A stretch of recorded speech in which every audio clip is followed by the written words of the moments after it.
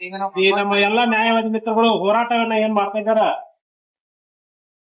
ಪಕ್ಷಗಾರ ಪರವಾಗಿ ಪೊಲೀಸ್ ಠಾಣೆಗೆ ಹೋದ ವಿಷಯದಲ್ಲಿ ವಕೀಲರೇ ಆರೋಪಿಗಳು ಅವರೇ ಕುಮ್ಮಕ್ಕಿನಿಂದ ಪ್ರಕರಣಗಳಾಗ್ತವೆ ಮತ್ತು ಹೊಡೆದಾಟ ಆಗ್ತವೆ ಅಂತ ನಮ್ಮ ವಕೀಲರ ಸಂಘದ ಮಿತ್ರರಾದ ನಿತೇಶ್ ಪಟ್ಟಣ್ ಹಾಗೂ ಶಶಿ ಬಾಡಿಗೆ ವಕೀಲರ ಮೇಲೆ ಪೊಲೀಸರ ಒಂದು ಕುಮ್ಮಕ್ಕಿನಿಂದ ಅವ್ರ ಮೇಲೆ ಒಂದು ಸುಳ್ಳು ಪ್ರಕರಣ ದಾಖಲು ಮಾಡಿದ್ದಾರೆ.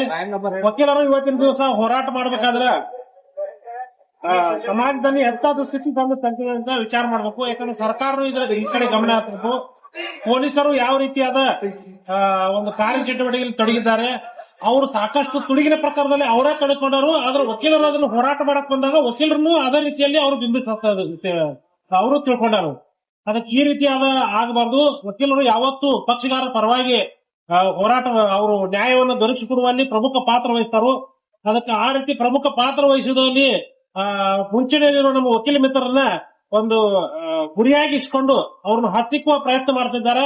ಮತ್ತೆ ಇದೇ ರೀತಿಯಾದ ಅವರು ವಕೀಲರ ಮೇಲೆ ಹತ್ತಿಕ್ಕುವ ಪ್ರಯತ್ನವನ್ನು ಮಾಡಿದ್ರೆ ಇದು ಉಗ್ರವಾದ ಹೋರಾಟವನ್ನು ಮಾಡಿ ಅವರು ಸಸ್ಪೆಂಡ್ ಆಗುವವರೆಗೂ ನಮ್ಮ ಎಲ್ಲಾ ವಕೀಲ ಮಿತ್ರರು ಹೋರಾಟವನ್ನು ಕೈಗೊಳ್ತೀವಿ ಅಂತ ಈ ಮೂಲಕ ನಾವು ಹೇಳ್ತೀವಿ. ಆದ್ರೆ ಅತ್ರಿ ಪಿಎಸ್ ಮತ್ತು ಡಿವೈಎಸ್ಪಿ ಕೋಡಿ ಉದ್ದೇಶಪೂರ್ವಕವಾಗಿ ನನ್ನ ಮತ್ತು ಶಶಿಕಾಂತ್ ಬಾಡಿ ವಕೀಲರ ಹೆಸರನ್ನ ಅದ್ರೊಳಗ ಮೆನ್ಷನ್ ಮಾಡಕ್ ಹೇಳಿ ಅವರಿಗೆ ನಮ್ಮ ಹೆಸರನ್ನು ಅವ್ರು ಇದನ್ನು ಆಡ್ ಮಾಡಿಸಿದಾರು.